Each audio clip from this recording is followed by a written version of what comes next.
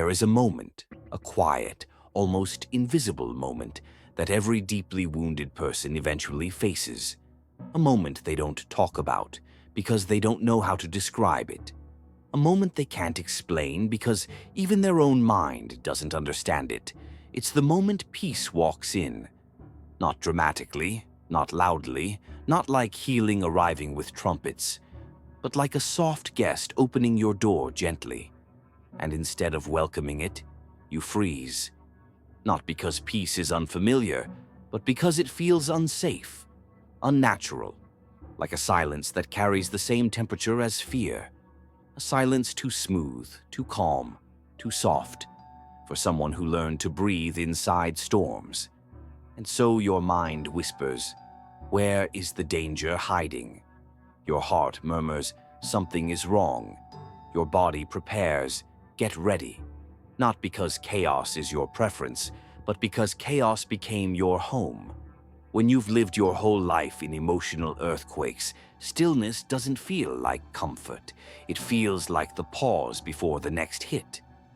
Some people don't run from chaos. They run toward it.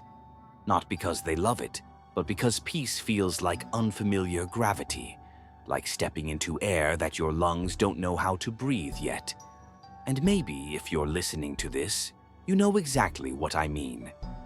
Maybe you felt that strange ache, that restless panic that wakes you, not because something is wrong, but because nothing is.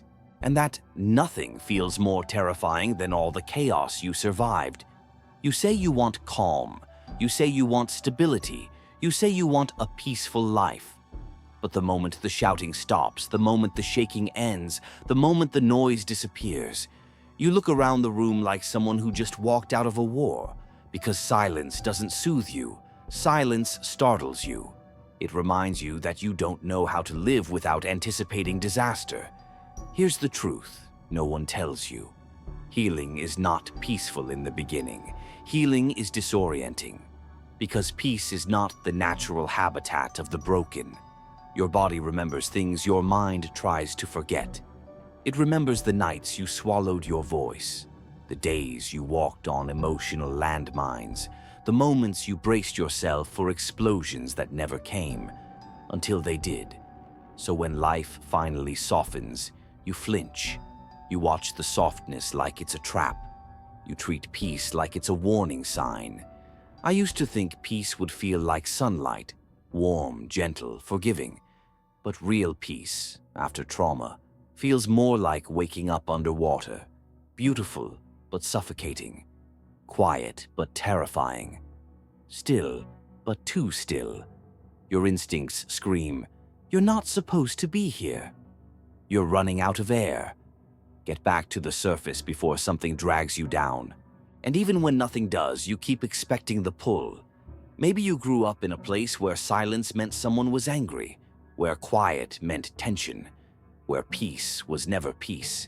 It was the moment right before someone broke something, or someone broke you. Where you learned to apologize before being accused, and defend before being attacked, and shrink before being judged. So safety became fiction. Calm became suspicious. Peace became an illusion you didn't trust. No one tells you that healing feels like losing your identity. Because who are you without your wounds? Who are you without your survival techniques? Who are you when your nervous system isn't vibrating with fear? It's terrifying to realize how much of your strength was actually endurance. How much of your personality was shaped by alarms instead of dreams. How much of your confidence came from carrying burdens instead of receiving support. And maybe that's why the quiet feels dangerous. Darkness was loud. Chaos had rhythm. Pain had patterns you recognized. But peace whispers. Peace sits. Peace waits. Peace asks questions you avoided your whole life. Questions like, what do you feel? What do you want? Who are you when you're not surviving? These are not gentle questions. For someone who lived in emotional fire, these are terrifying. Because honesty requires vulnerability. Vulnerability requires trust. And trust is the one thing the broken learn to ration like oxygen. So peace becomes a test, not a test of strength, a test of surrender, not a test of courage, a test of softness. And softness is the language the broken forgot long ago. But here's something you don't realize yet. Inside you, buried under layers of survival, is a younger version of you. A version who believed, loved, trusted, laughed without scanning the room, cried without shame, breathed without armor. That version of you isn't dead. It's waiting to see if peace is real this time. But it's scared. Scared of being disappointed again. Scared of being hurt again. Scared of believing again. And still, there's a small trembling part of you that wants to rest. Not because you are weak, but because you're exhausted. Exhausted from predicting danger. Exhausted from holding everyone together. Exhausted from expecting consequences for every moment of joy. Peace feels unnatural to the broken because rest feels undeserved. Joy feels risky. Love feels temporary. Stability feels like a setup. Your brain isn't sabotaging you. It's protecting you in the only way it knows how. But here's the question that changes everything. When do you stop protecting yourself from a danger that no longer exists? When do you allow yourself to step into quiet without expecting chaos to follow? Because peace isn't the absence of danger. Peace is the presence of healing. You don't learn peace in peace. You learn peace in the absence of chaos. Slowly, clumsily, awkwardly. Like learning to walk again after years of running through fire. You will check your phone expecting bad news. You will replay old pain expecting new wounds. You will question kindness. You will run from safety. You will sabotage calm moments because calmness feels like emptiness. Not because you're broken, but because your nervous system is relearning the world. And then, one day, something shifts. You sit in silence and it doesn't scare you. You receive kindness and it doesn't confuse you. You feel love and you don't brace for loss. You breathe and your shoulders stay relaxed. That is the beginning of healing. The first moment your body stops confusing peace with danger. The moment you realize you are no longer living in yesterday's war. Peace won't always be soft.